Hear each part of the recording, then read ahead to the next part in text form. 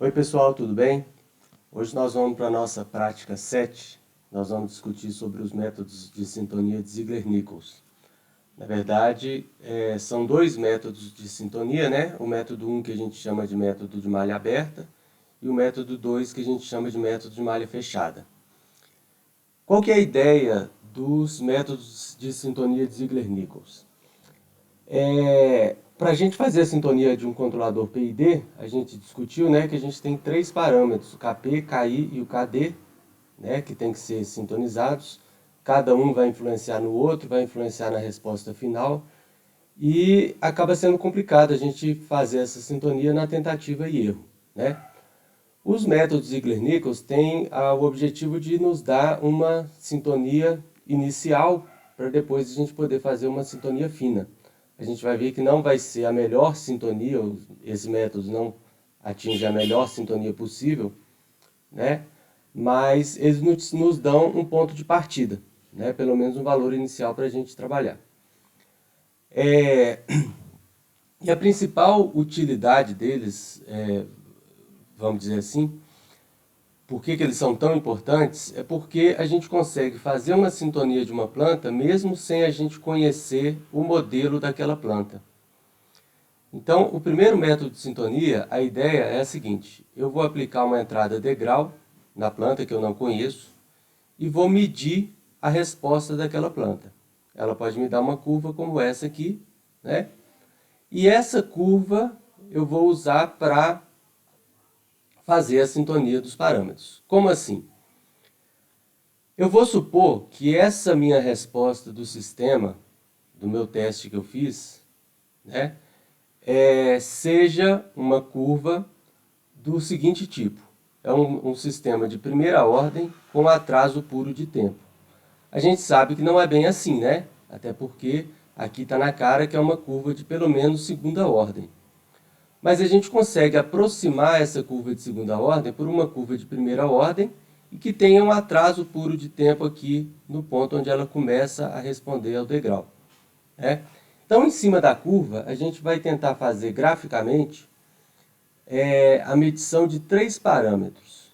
A gente vai obter esse tempo de atraso, que é o L, né, que é o E elevado a menos Ls aqui. O T, que é a constante de tempo do sistema, né, o tempo, teoricamente, é o tempo que ela leva para chegar de 0 a 63% do valor final. Poderia ser medido assim também, mas como fica um pouco difícil medir em cima de uma curva experimental, o que a gente faz? A gente vai traçar uma reta nessa curva, passando pelo ponto de inflexão e que seja tangente a essa reta, a essa curva. O ponto onde ele vai bater aqui no eixo é o valor que a gente vai considerar como atraso de tempo. O ponto onde eu vou pegar a diferença entre o ponto onde ele bateu no eixo das coordenadas e o eixo onde passa o valor final, essa diferença aqui é que eu vou considerar como a constante de tempo do sistema. Então eu tenho L e o T, e o valor final eu vou chamar de constante K. Então o que eu estou querendo dizer aqui? A gente está, por meio de um método gráfico, conseguindo encontrar um modelo de primeira ordem com atraso puro de tempo que represente o melhor possível esse meu sistema que eu não conheço. Pode ser de segunda, terceira, quarta, quinta ordem, né? Mas tem um porém. Será que qualquer curva eu consigo representar como uma curva dessa de primeira ordem com atraso de tempo? Se minha curva tiver uma oscilação antes de estabilizar, eu não consigo aproximá-la de um sistema de primeira ordem, né?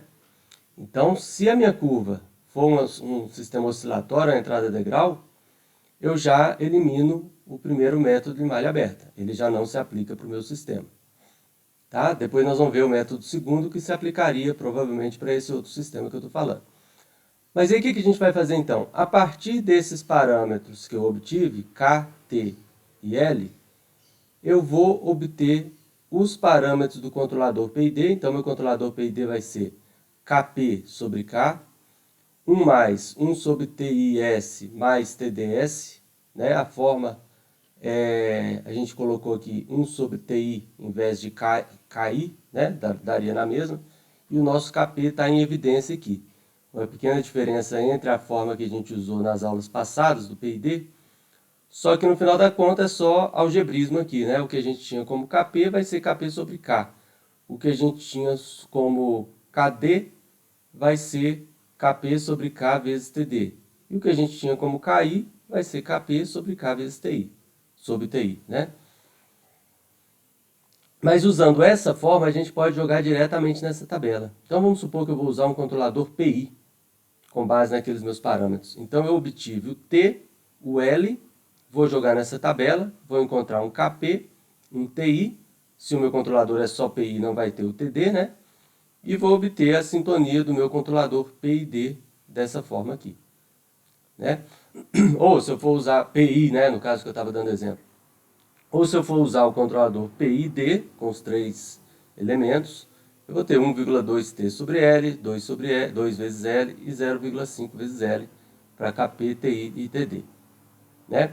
Então esse seria o primeiro método de Ziegler-Nichols, né? Eu vou obter a sintonia e, lógico, depois de obter a sintonia, eu vou fechar a malha do sistema, implementar um controlador PID e vou testar a resposta do sistema para esse meu controlador PID sintonizado.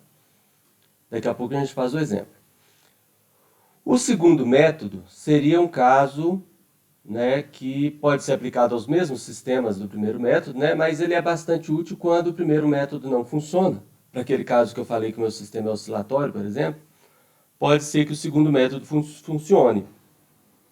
Qual que é a ideia do segundo método? Eu vou fechar a malha de controle do sistema usando um controlador puramente proporcional para fazer o meu teste.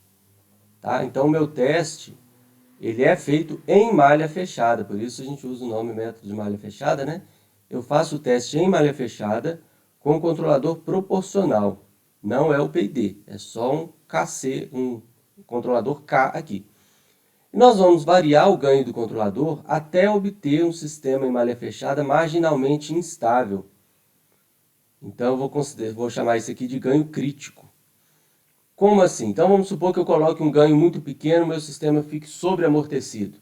Se eu for aumentando o ganho, ele pode ficar criticamente amortecido, depois subamortecido. A gente viu que à medida que eu vou aumentando o ganho, normalmente a gente até vê isso pelo lugar das raízes, a gente vai aumentando o ganho e meu sistema vai ficando mais próximo da instabilidade, até que chega um certo ganho que o meu sistema fica instável. Esse é o ganho crítico que eu vou considerar para jogar na minha tabela.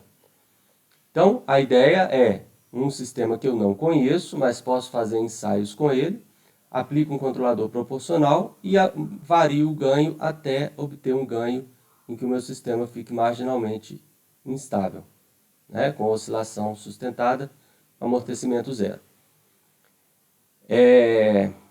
Então, a gente vai chamar isso de ganho crítico. Que outra forma eu teria para encontrar um ganho crítico?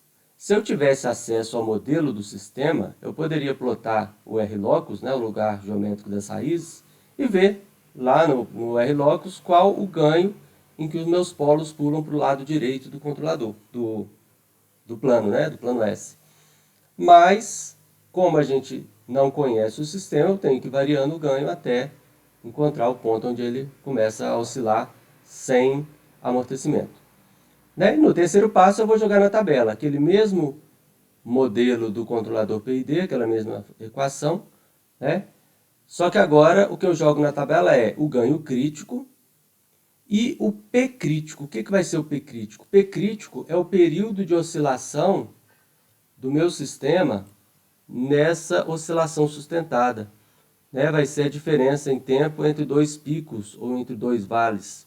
Né? É o meu período de oscilação. Tá? Esse vai ser o P crítico que eu vou usar, é o período de oscilação quando eu tenho ganho crítico, né? Que eu vou usar para jogar na tabela, considerando proporcional, proporcional integral ou proporcional derivativo. Proporcional integral derivativo. Como que vai ser a prática de hoje? A prática hoje vai ser o seguinte, eu queria simular um sistema que eu não conhecesse o modelo, na verdade, que vocês não conheçam o modelo. Então eu criei aqui no Simulink 3 arquivos prática 7, sistema 1. Vamos abrir ele aqui. Então eu criei esse arquivo aqui com esse sistema. Vocês observem que a gente não sabe o que tem lá dentro. Depois que a gente fizer a prática, eu vou sugerir vocês clicarem 2 vezes nesse bloquinho para ver o que tinha lá dentro, tá? Mas eu queria que a princípio a gente fingisse que não conhece o que está lá dentro desse sistema, certo? Então vocês vão simular como se não conhecesse, né? Então, o primeiro método Ziegler-Nichols, o que seria? O que eu vou fazer? Voltando lá no meu roteiro, eu vou aplicar uma entrada degrau e vou observar a resposta medida do sistema. Então, eu vou pegar aqui na minha biblioteca do Simulink, tem que achar aqui, Library Browser, vou pegar uma source, uma entrada degrau, né? Step. Demorou um pouquinho aqui. Então, eu vou aplicar uma entrada degrau, né? Editando os parâmetros aqui do degrau, a gente observa que o tempo em que acontece o degrau por padrão no MATLAB é 1. Nós vamos considerar 0, porque o tempo que ele leva para responder vai ser importante para a gente, senão esse 1 vai acabar mascarando, né? Valor inicial 0, valor final 1. E vou colocar um scope lá no Sinks, um scope, e vou executar a minha simulação. Compilou, executou, abro o scope.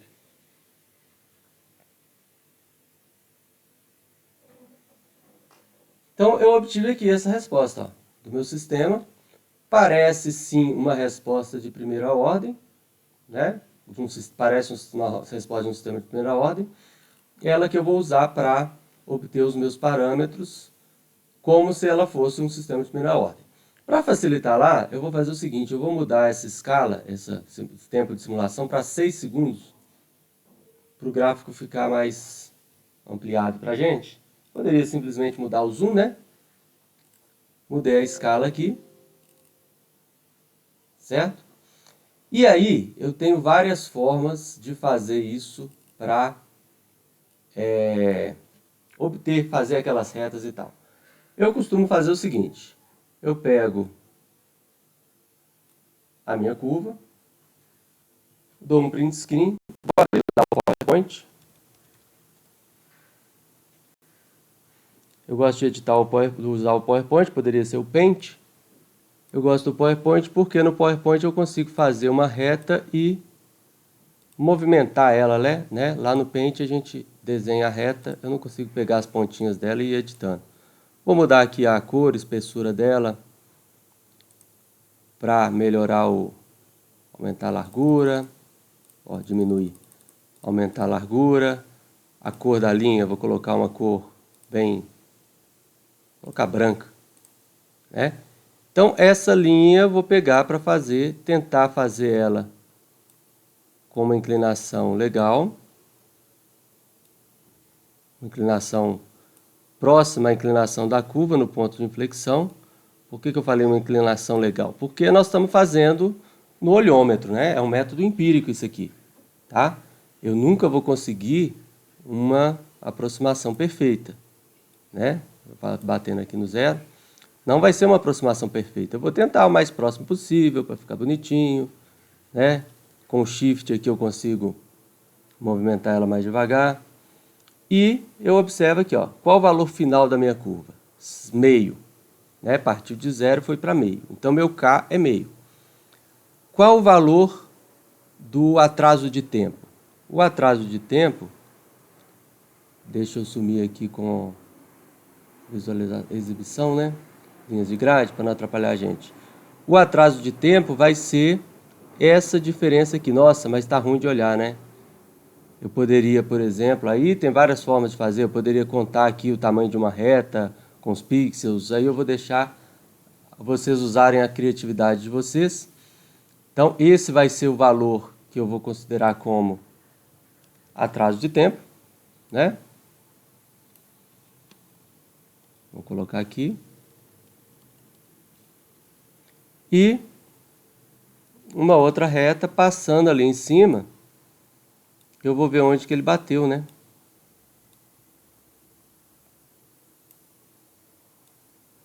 Está meio inclinado. Aqui foi mais ou menos em 2,5 segundos. Aqui eu diria que é mais ou menos um 0,2. Então o que eu teria? 0,2 de atraso puro de tempo, 2,5 menos 0,2 de constante de tempo e meio de valor final. Seria mais ou menos isso. Então, esses seriam os valores. Aí eu vou pedir para vocês cada um fazer, ver se encontra o mesmo valor que eu. Se alguém fizer uma curva um pouquinho mais inclinada ou menos inclinada aqui, está batendo também, está valendo também. Ou alguém pode achar, não, o ponto de inflexão estava mais embaixo. Então vai ser mais aqui. Vai dar valores diferentes. Mas como eu falei, o método de Ziegler-Nichols é um método para a gente ter um ponto de partida para a minha sintonia. Não necessariamente ele vai dar a melhor sintonia possível. Normalmente ele me dá uma sintonia em que eu tenho 4 oscilações antes de ficar constante, antes de chegar no valor constante do valor final.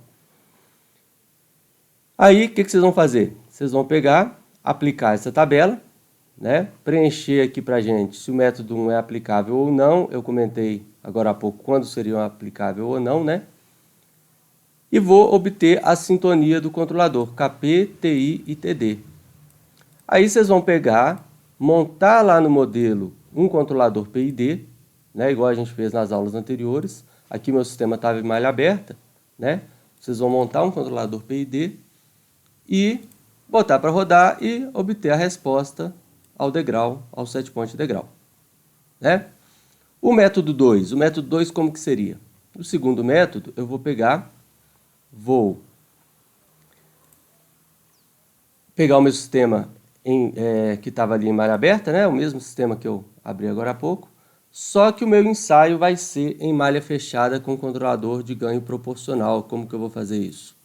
Eu vou pegar aqui no math, que fica o gain, vou colocar um ganho aqui, vou colocar o comparador,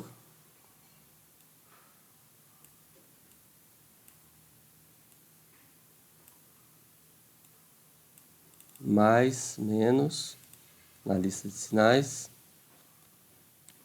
tracinho em pé, mais, menos. Vou fazer o feedback aqui, certo?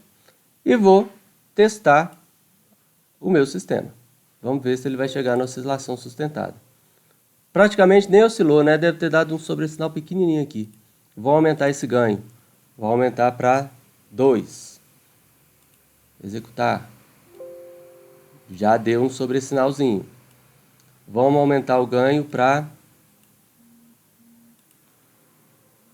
5. Olha, já deu uma oscilação melhor. E aí a gente vai aumentando o ganho até ele atingir a oscilação sustentável. Vai chegar uma hora que vocês vão encontrar um ganho em que ele fica instável, Quer dizer que eu passei do ponto crítico. Então eu vou voltar. Eu poderia ir testando, então, por exemplo, 1 e 100. Se o 100 ficar instável, eu sei que está entre 1 e 100. Se o 100 ainda não ficar instável, eu boto 1000. Normalmente a gente vai numa escala logarítmica assim para encontrar mais rápido. Encontro primeiro a faixa onde ele está, esse ganho crítico, e vou afunilando. Depois, na hora que eu encontrar a curva com ganho crítico, eu vou medir a distância entre 2 picos. E aí eu vou encontrar o valor do período crítico. Para medir a distância entre os 2 picos, aqui é relativamente fácil, eu posso dar um zoom e ver onde está o pico. Foi até legal que eu vi aqui, olha, algumas vezes, e lembrei de falar, algumas vezes o MATLAB, o Simulink plota, na hora de fazer o método numérico para a resolução do problema dele, ele define o período de amostragem da cabeça dele, Muitas vezes, mas aí minha curva não ficou legal, ela não ficou, como é que fala? Deixa eu dar um zoom, voltar aqui. Ela não ficou suave e tal. Como que eu faria para ficar mais suave essa curva? Deixa eu fechar aqui de novo.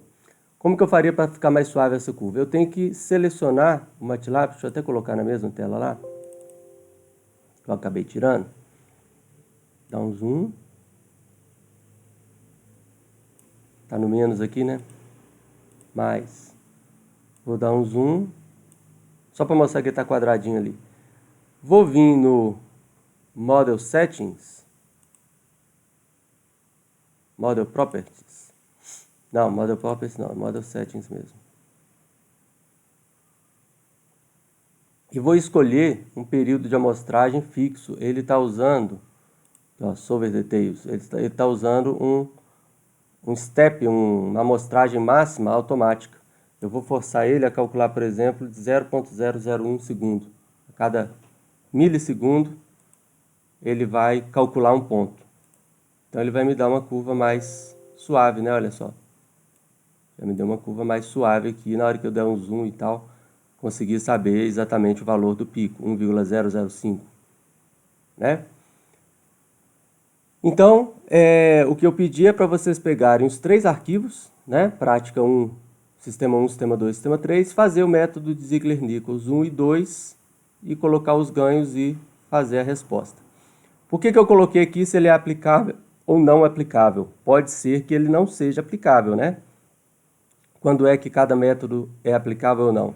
O método 1 é aplicável ou não se a minha curva tiver aquela cara de um sistema de primeira ordem, né? Se ele malha aberta for oscilatório, não tem como eu aproximar de um sistema de primeira ordem. O segundo método acabou que eu não falei. Mas o que aconteceria se eu for aumentando o ganho, aumentando indefinidamente, o sistema nunca ficar instável? Pode acontecer isso, se vocês lembrarem do gráfico do lugar das raízes, para sistemas de um polo e de 2 polos, os polos não vão para o lado direito do plano S, né, quando eu vou aumentando o ganho. Então, se o meu sistema tiver só 2 polos, ele pode não ficar instável quando eu for aumentando o ganho. Então, o método 2 não seria aplicável, né, porque eu não consegui tornar o sistema instável, né, então não vou encontrar o marginalmente instável. Então, pode ser que o método 1 seja aplicável ou não e o 2 seja aplicável ou não para cada um dos 3 sistemas. Tá? E no terceiro exercício, eu vou pedir para vocês pegarem uma das sintonias finas do controlador do terceiro arquivo e tentar fazer uma sintonia manual, só mudando algum ou outro parâmetro, para tentar conseguir uma resposta melhor. Tá?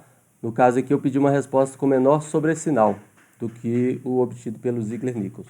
Só para a gente ver que, mudando manualmente os parâmetros, a gente consegue, normalmente, uma resposta melhor do que o Ziegler-Nichols. Então, vocês vão tentar fazer a prática, né, com os 3 sistemas, e em seguida assistir o segundo vídeo com a gente discutindo os resultados.